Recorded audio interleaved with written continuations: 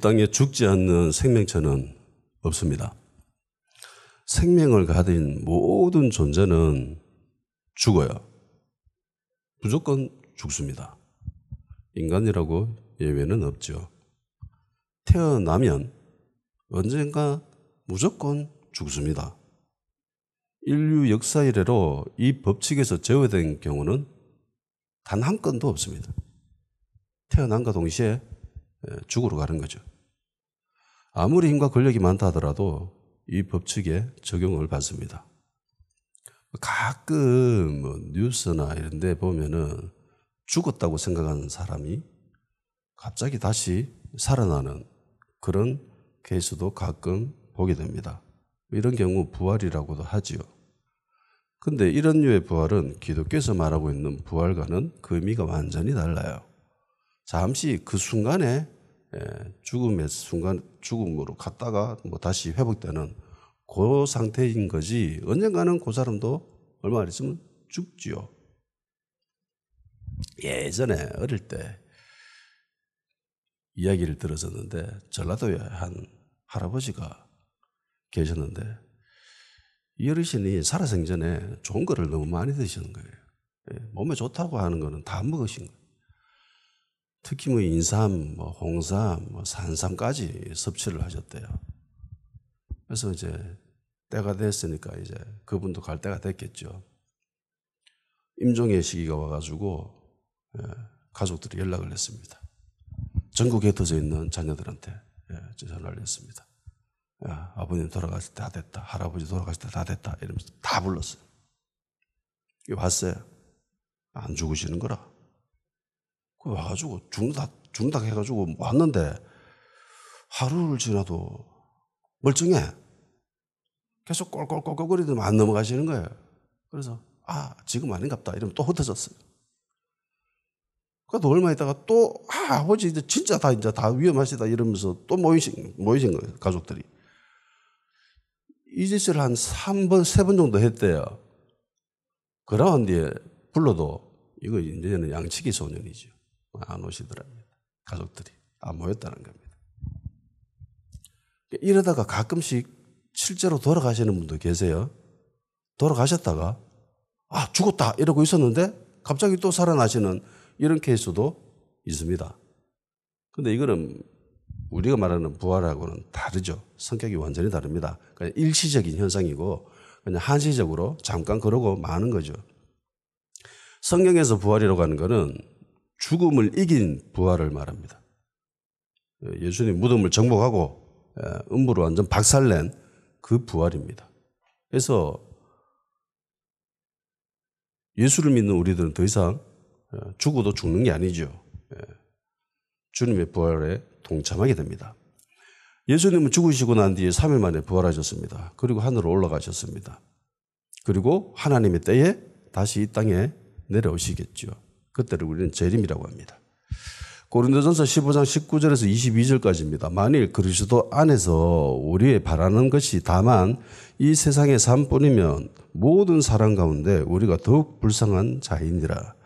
그러나 이제 그리스도께서 죽은 자 가운데서 다시 살아나사 잠자는 자들의 첫 열매가 되셨도다. 사망이 한 사람으로 말미암았으니 죽은 자의 부활도 한 사람으로 말미암는도다. 아담 안에서 모든 사람이 죽은 것 같이 그리스도 안에서 모든 사람이 삶을 얻으리라. 아멘.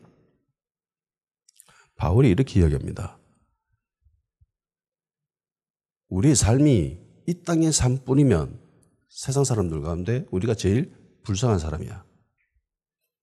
왜 이런 말을 했겠습니까? 부활이 없으면은 자기가 제일 불쌍한 사람이래. 이게 바울의 이야기만일까요? 아니면 모든 그리스도인에게 해당되는 말일까요? 당연히 저는 이 말이 모든 그리스도인들에게 해당되는 말이라고 생각합니다. 자, 그러면은 왜 이런 말을 했을까요? 이 어떤 법칙이 흐르고 있다는 거죠. 그러니까 그리스도인들은 이 삶에서 만족을 느낄 수 있다 없다? 없다라는 거고요. 그리고 이 땅의 삶을 추구하면 된다 안 된다? 안 된다라는 거예요. 지금 바울의 삶이 이 땅의 삶이 힘든가요? 아니면 행복한가요? 힘들다라는 거죠.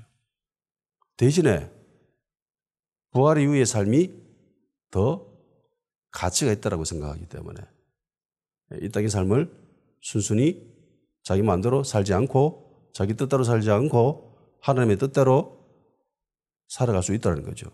그게 고난이고 핍박이고 희생인데 자기는 그게 기쁨이라고 생각하는 거죠. 이게 그리스도인들의 모습입니다. 물론 이 땅의 삶의 유익이나 행복을 느끼지 말라는 소리가 아니에요. 그것만 추구해서는 안 된다는 겁니다. 둘 중에 무엇을 선택하려고 하면은 세상 사람들은 이 땅의 거요라고 이야기하지만 우리는 과감히 이 땅의 것들을 던져버릴 수가 있어야 되는 겁니다. 이게 나에게 기쁨을 주고 좋은 맛을 주지만은 하나님이 양자택일이라고 했을 때는 나는 과감하게 일말의 의심도 없이 고민도 없이 포기할 수 있는 그런 마음의 기본 상태가 되어 있어야 된다는 겁니다. 아멘? 그게 그리스도인이라는 거예요. 그러면서 또 이렇게 얘기하죠. 잠자는 자들의 첫 열매가 됐다. 유대인들에게 있어서 첫 열매는 굉장한 의미가 있습니다. 출애굽할 때부터 이 첫 열매, 장자지요. 누구한테 드립니까? 하나님께 드립니다. 그러니까 장자는 하나님의 것이죠. 유대인들도 그러니까 이스라엘 백성들도 온 열방 가운데 첫 열매인 거예요. 장자인 거예요. 그래서 들어진 거예요.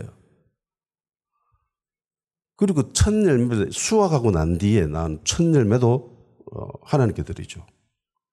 이게 단순히 첫 열매만 하나님의 것이고 그 이후의 것은 내 것이에요?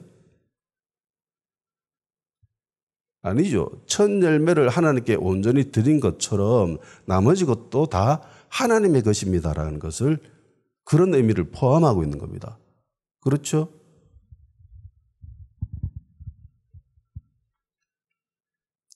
그러니까 이 부활의 첫 열매가 됐다라는 것은 그 이후로 예수 믿는 모든 사람들이 부활한다라는 뜻입니다. 이게 초실절의 의미죠.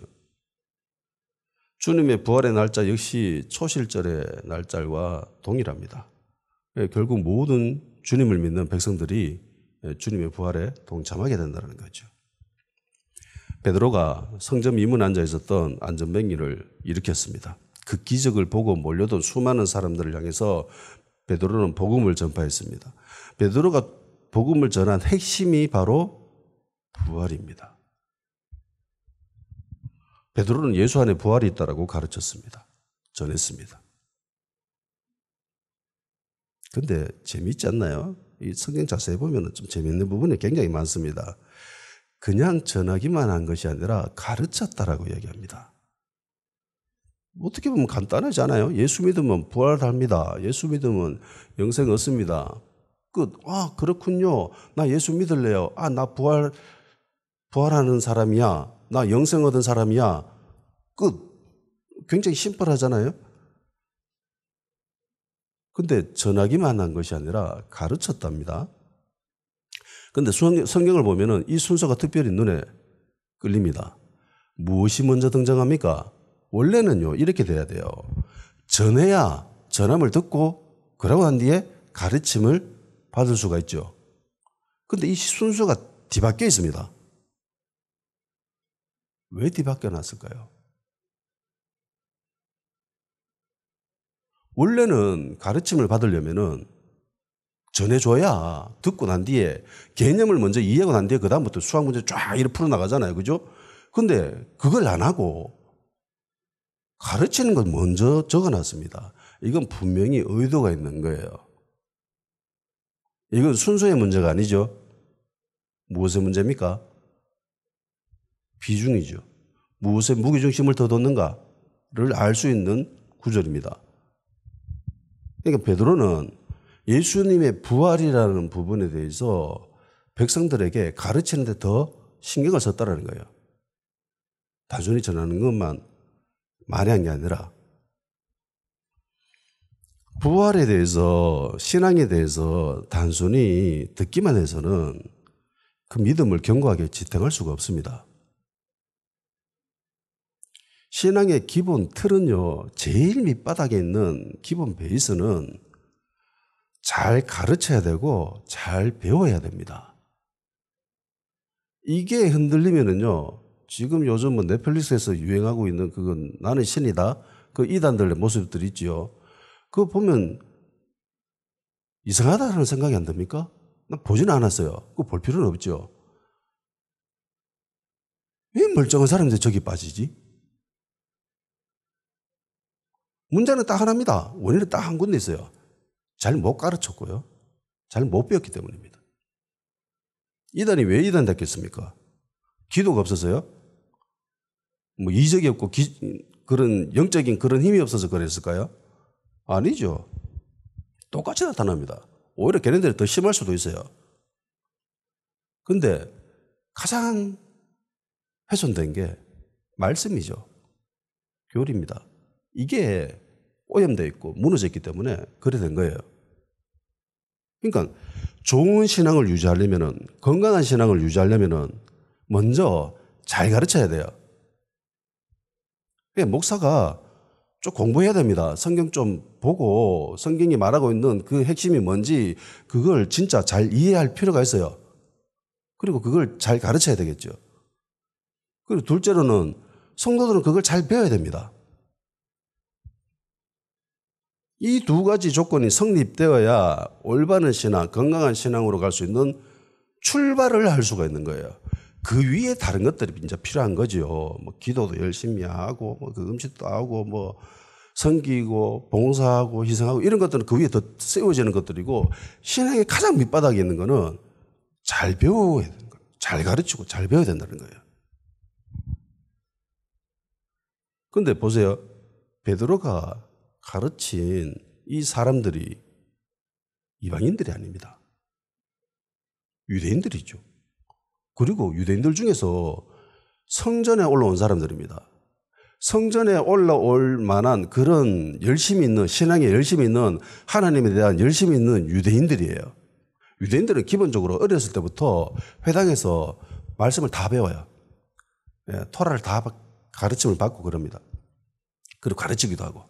자기 순서가 되면 회당에 가가지고 말씀 읽고 그거 가르치고 뭐 그런 일들을 합니다. 그런데 그런 사람들 앞에서 베드로가 가르쳤답니다. 부활에 대해서. 이거 단순히 넘어갈 문제가 아니다. 체계가 잡혀야 되고 왜 그런지 이해를 해야 되고 그래야 네가 예수를 믿고 신앙생활을 하는데 이게 엄청난 큰 도움이 된다는 것을 베드로는 깨달았기 때문에 이거를 가르치는데 굉장한 비중을 뒀다는 겁니다. 그러니까 배우는 것에 대해서 소홀히 해서는 안 돼요. 예배 가운데에 많은 예배 요소가 있지만 그중에 가장 많은 퍼센트를 차지하는 게 말씀이죠. 설교입니다. 그러니까 설교도 어떻게 단순히 해석하면 이런 거예요. 잘 가르치고 가르침을 배워드리는 거, 받아들이는 거 이거죠. 베드로는 유대인들한테 예수 안에 부활이 있다라고 전하고 또 가르쳤습니다. 그리고 사람들은 그 소리를 듣고 굉장히 기뻐합니다. 그야말로 복음이죠. 좋은 소식이었습니다. 베드로가 전해준 이 가르침, 이 말씀에 남자만 5,000명이 예수님을 믿게 됐습니다. 남자만 5,000명이면 다 합치면 뭐 10,000명 넘어가겠죠. 그 많은 사람들이 예수님을 믿기로 결단했습니다. 유대인들이 그토록 기다리던 좋은 소식, 메시아, 그리스도. 그런데 여기 모이는 사람들이 다 이 기쁜 소식에 열광한 것은 아닙니다. 일부 사람들한테는 이 소리가 굉장히 기분 나쁘게 들렸습니다. 굉장히 안 좋게 들렸어요. 1절, 2절입니다. 다 같이 읽어봅시다. 시작. 사도들이 백성에게 말할 때에 제사장들과 성전 맡은 자와 사두개인들이 이르러 예수 안에 죽은 자의 부활이 있다고 백성을 가르치고 전함을 싫어했습니다. 어떤 자들이요? 제사장들, 그리고 성전 맡은 자들, 그리고 사두개인들. 이 사람들은 부활이라는 소리를 싫어했습니다. 싫어했다라는 원문에는 괴로워하다, 불쾌하다 뭐 이런 뜻이 있습니다. 그러니까 싫어요. 막 괴로워요. 불쾌해요. 누가 연상됩니까? 마귀가 연상됩니다. 우리가 부활이 있다고 막 전하면 마귀가 굉장히 싫어합니다. 우리 부활에 대해서 신앙에 대해서 사람들한테 막 가르치고 이러면 굉장히 싫어해요. 마귀가 괴로워합니다. 괴로워하는 티는 안 보이겠지만 눈에 안 보이니까 일단 괴로워합니다. 싫어해요. 제사장들, 성전 맡은 사람들, 그리고 사두개인들. 그런데 예수님이 살아생전에 예수님을 굉장히 배척했던 그런 대척점에 있었던 집단이 하나 있는데 걔네들의 모습은 안 보여요. 누구죠? 바리새인들입니다. 바리새인들의 모습은 없지요. 바리새인들은 부활의 소리가 나쁘게 들렸어요? 아니면 괜찮게 들렸습니까? 괜찮게 들렸어요. 나쁘게만 들리진 않았습니다. 왜냐하면 교리적으로 사두개인들과 바리새인들은 한 패이지만은 또 한 패가 아닌 또 다른 패입니다. 바울이 다메섹에 있는 그리스도인들을 잡아서 감옥에 집어넣으려고 제사장한테 공문을 받아서 걸어갑니다. 그러니까 한 무리죠. 그런데 얘네들은 또 서로 싸우는, 서로 으르렁대는 그런 사이입니다. 사두개인들은 토라만 믿습니다. 토라만 받아들여요. 그러니까 모세오경, 구약에 있는. 그런데 바리새인들은요, 구약 전체를 다 받아들입니다. 보면은 모세오경의 주 메시지가 뭐예요? 창세기, 출애굽기, 민수기, 신명기 보면은 대부분 이야기가 제사 드리는 이야기입니다. 솔직히 별 재미없습니다. 창세기나 뭐 출애굽기 요 일부 제외하고 난 뒤에는 뒤에 다 막 제사 어떻게 드려야 되는지 그 이야기만 주구장창 적어놨습니다. 솔직히 잠오죠. 잠오기 딱 좋습니다.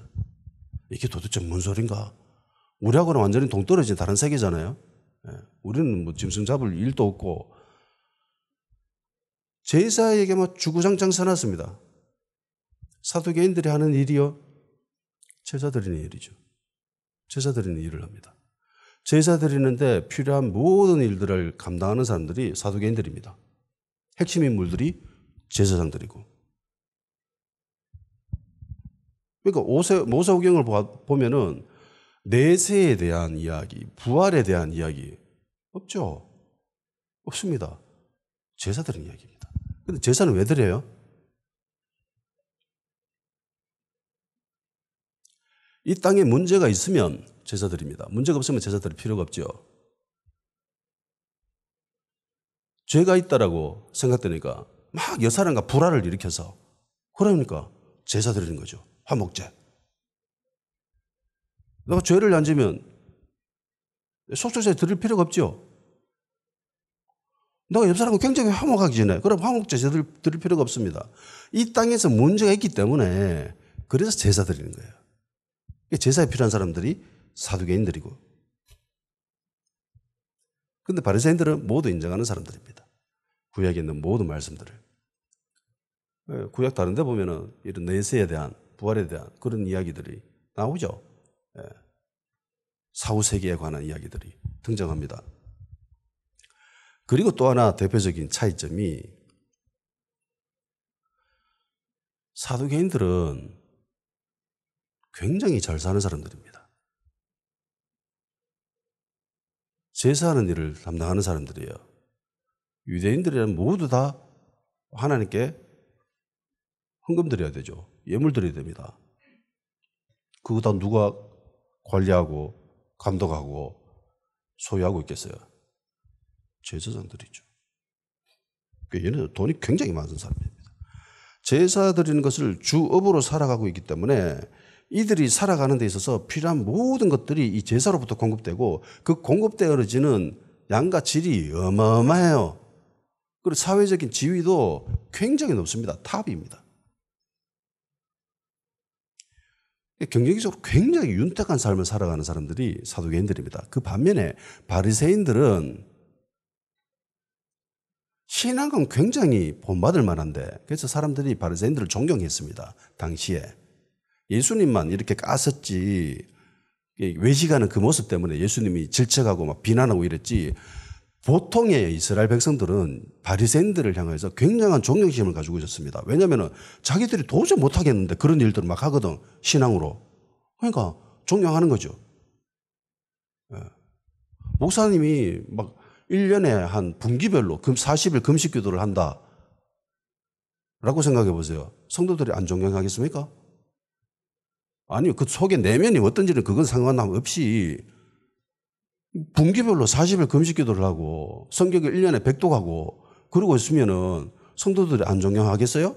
당연히 존경하죠. 이런 모습을 바리새인들이 보였다는 거예요. 대신에 돈이 없어요. 살기 굉장히 힘든 사람들이었습니다. 살아가는 게.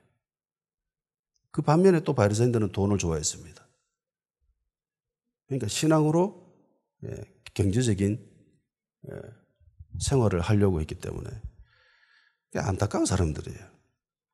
그래서 여기에 바리새인들의 모습은 빠져 있습니다.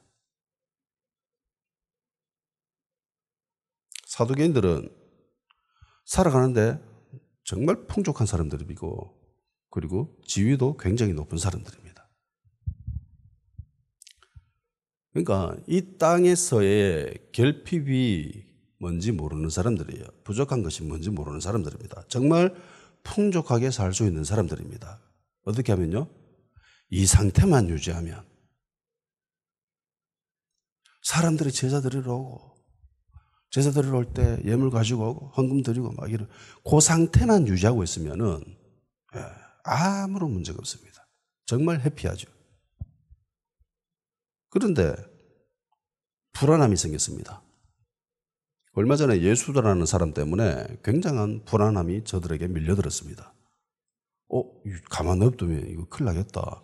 우리 제자들은 이 현상 유지하는데 굉장한 위험 요소가 되겠다. 일단 없애자. 제거하자. 그래서 모의해가지고 예수님을 죽여버렸죠. 그래서 자기들의 불안함을 없애버렸습니다. 이제 됐습니다. 근데 얼마 있다가 더 큰 불안함이 밀려듭니다. 예수님 있을 때하고는 이 파도가 달라요. 굉장히 엄청난 파도가 막 밀려옵니다. 불안함이 엄습합니다.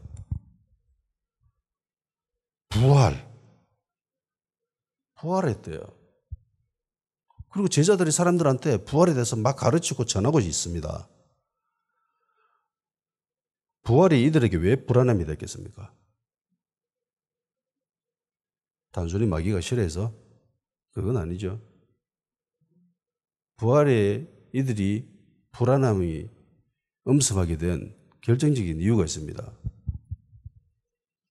부활은 우리의 삶을 송두리째 흔들어 버립니다.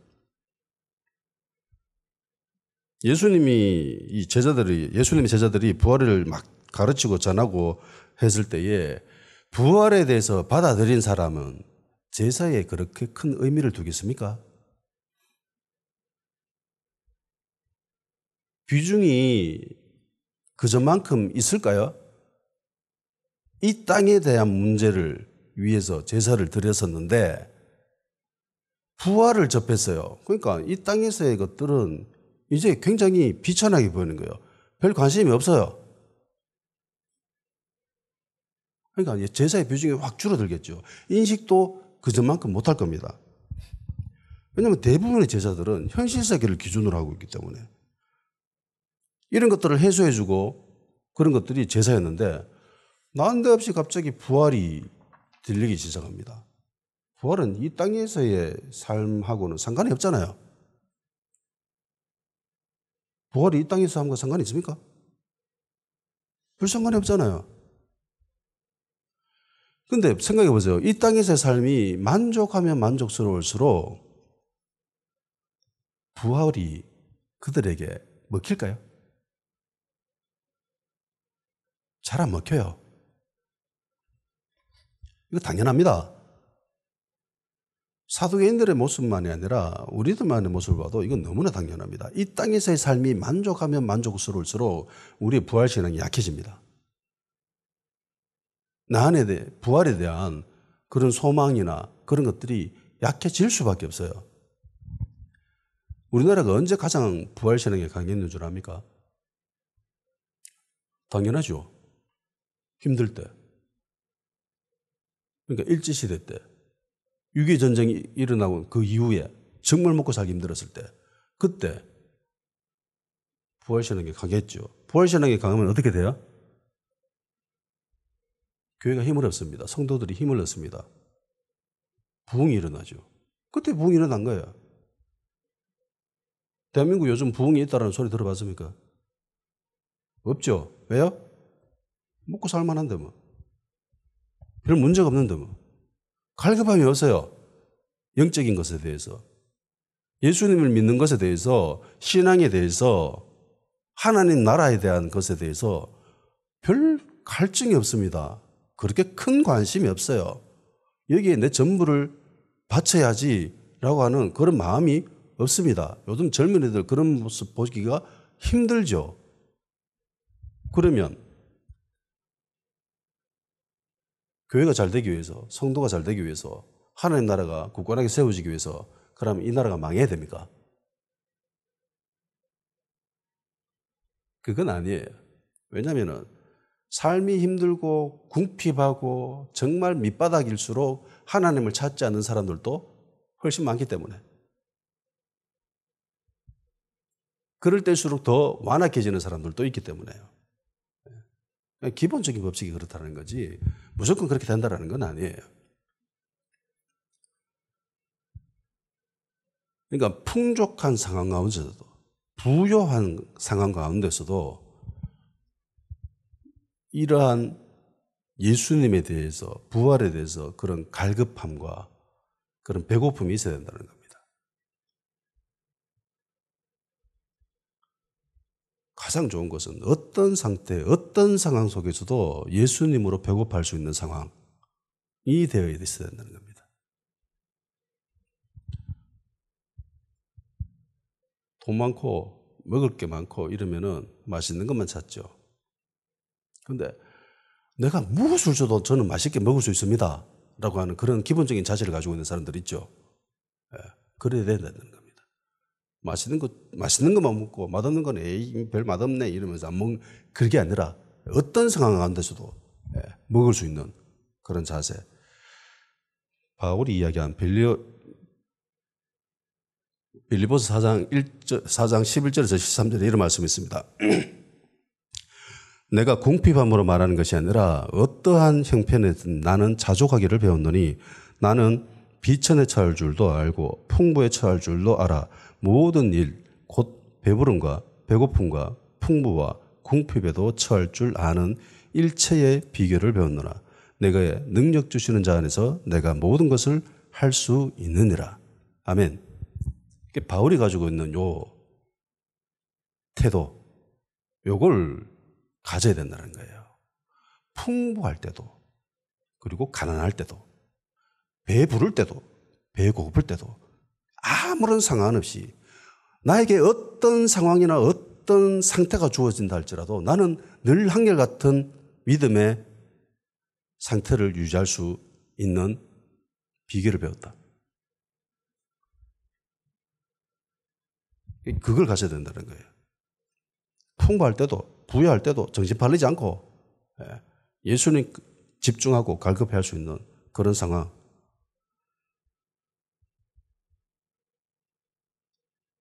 이게 생각만큼 쉽지가 않아요. 요즘 좀 먹고 살만하거든요.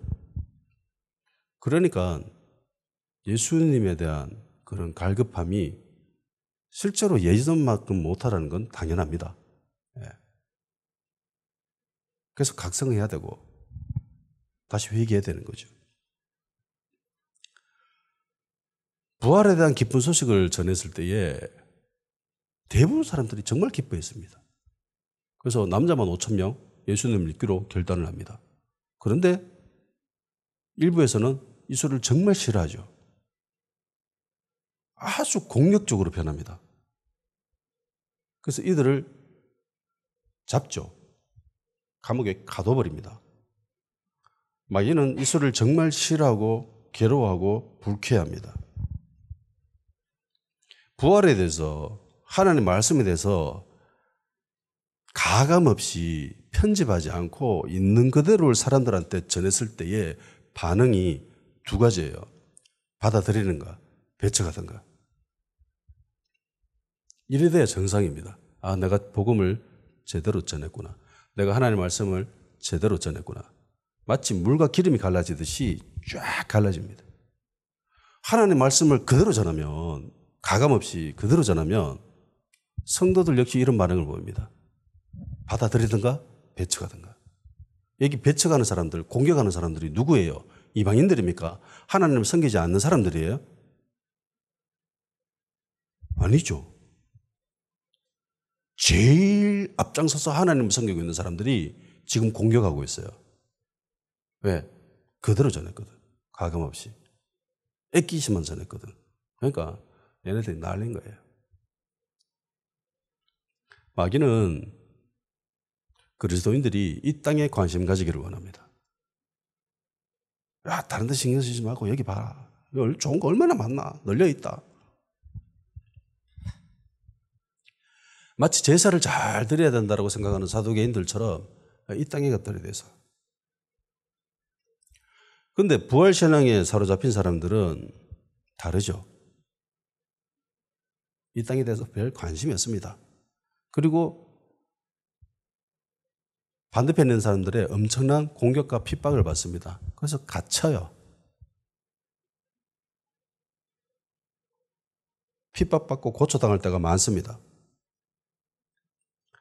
사도행전 4장 3절 그들을 잡음에 날이 이미 저물었으므로 이튿날까지 가두었으나, 그러니까 복음 전하다가 부활신앙 전하다가 가르치다가 잡혔죠. 감옥에 갇혔습니다. 이들이 잡히게 된 이유는 단 하나입니다. 부활 때문입니다. 정확히는 부활을 가르치는 것, 전하는 것, 이것 때문에 갇혔죠. 그런데 오히려 이들은 부활 때문에, 예수님 때문에 감옥에 갇힌 것에 대해서 기뻐하는 사람들이에요. 지금 자기 상황이 정말 안 좋은데도 불구하고 와, 예수님의 고난에 동참했다라고 하면서 기뻐하는 사람들입니다. 그러니까 평범한 사람들 입장에서 보면 미친 사람들이죠. 정신 승리했네. 이 정도 보이는 그런 수준의 사람들입니다. 실제로 그리스도인들은 이런 소리 들었죠. 사람들로부터 역병에 걸린 사람들이다. 그러니까 전염병에 걸린 사람들이에요.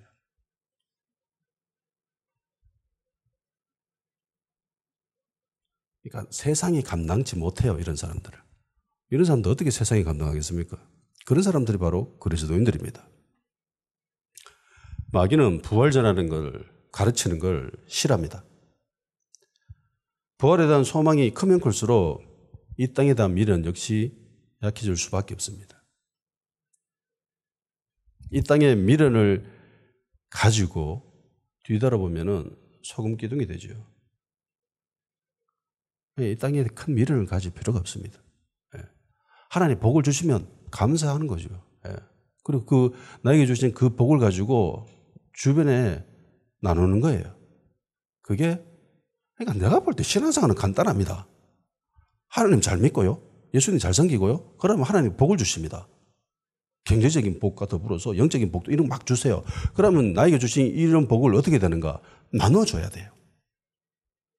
줘야 돼요. 이게 내 게 아니거든요. 내 겁니까? 하나님 거지. 이게 정의와 공의거든요. 이래 살면 돼요. 이렇게 못 살아서 이게 문제고, 요거도 먹는 거고, 그런 거지. 다 불타 없어질 것 아닙니까? 예수님도 말씀하셨잖아요. 보물을 땅에 쌓아두지 마라. 하늘에 쌓아둬라. 하늘에 쌓아두는 게 그게 구제하는 겁니다. 다른 거 아니에요. 구제하는 거예요. 가난한 사람들, 죽어가는 사람들 도와주는 거. 거지 나사로와 부자 이야기 알지요? 둘 다 유대인입니다. 거지 나사로가 천국에 있는 모습을 보고 부자가 지옥에서 아브라함을 보고 아버지라고 부릅니다. 왜 지옥 갔어요? 지옥 왜 갔겠어요? 부자가? 구체적으로 나와 있지는 않습니다. 그런데 유추해서 볼 수가 있어요.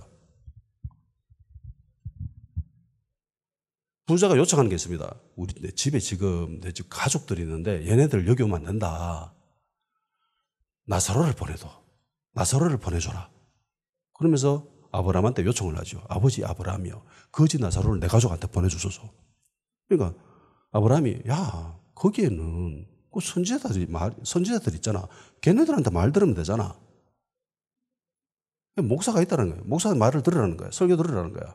말씀이 있잖아. 그거 들으면 되지. 그러니까 부자가 이렇게 아닙니다. 나사로를 보내야 됩니다라고 이야기합니다. 왜요? 자기 집 앞에 있었던 거지거든요. 자기 집 문 앞에 앉아가지고 부자한테 뭐 얻어먹을까 하면서 앉아 있었는데 부자가 도와줬어요? 안 도와줬어요? 안 도와줬습니다. 정의와 공의를 베풀지 않았습니다. 이 심각한 이야기예요. 이스라엘이 디아스포라 된 결정적인 이유는 정의와 공의가 사라졌기 때문입니다. 베풀지 않았기 때문입니다. 자기에게 준 그 하나님의 복을 나눠주지 않았어요.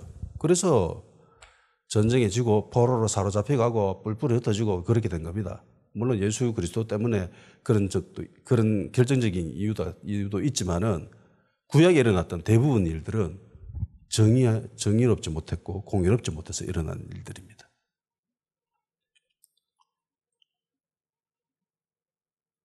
정의와 공의를 베풀려면은 이 땅에 대한 소유, 탐심 이걸 좀 내려놓아야 돼요. 구제한다라는 거는 그냥 일반적인 관점에서 봤을 때는 내가 가진 것을 나눠주는 거잖아요. 내 것이 사라져요. 이거 좋아할 사람이 누가 있습니까? 그런데 그리스도인들은 이걸 해야 된다는 거예요. 이 땅에 있는 것들은 다 불타 없어집니다. 예. 그러므로 그리스도인들 역시 이 땅에 너무 관심을 가져서는 안 돼요. 그래서 계속 부활 소망을 가져야 됩니다. 이 땅에 갈급한 것이 그리스도인들이겠다. 이런 문제가 있는 거예요. 지금 당장 문제가 없다 하더라도 나중에 아주 큰 문제가 됩니다. 부활신앙을 소유한 여러분이 되기를 주의 이름으로 축원합니다. 제가 가지고 있는 모토 중에 그렇게 성경적인 건 아니에요. 그렇지만 살아가는데 꽤 큰 도움이 됐던 말이 있었습니다. 인생 절반만 포기하면은 굉장히 편해진다. 잘 생각해 보면은 신앙에도 적용할 수 있는 부분들이 있는 것 같기도 해요. 너무 큰 집착을 가질 필요는 없다는 겁니다. 이 땅의 것에 대해서. 그냥 내려놓으시는 겁니다. 다 같이 기도하는 시간 가집시다. 잘 가르치는 교회, 잘 가르침 받는 교회가 될 수 있도록, 성도가 될 수 있도록 도와주시옵소서. 예수님의 부활을 잘 전하고 가르치는 교회 되게 하여 주시옵소서. 그래서 부활의 소망을 가지게 하시고 이 땅에 큰 미래를 가지 않게 하여서 하나님의 나라를 이루어가는 데 기도하며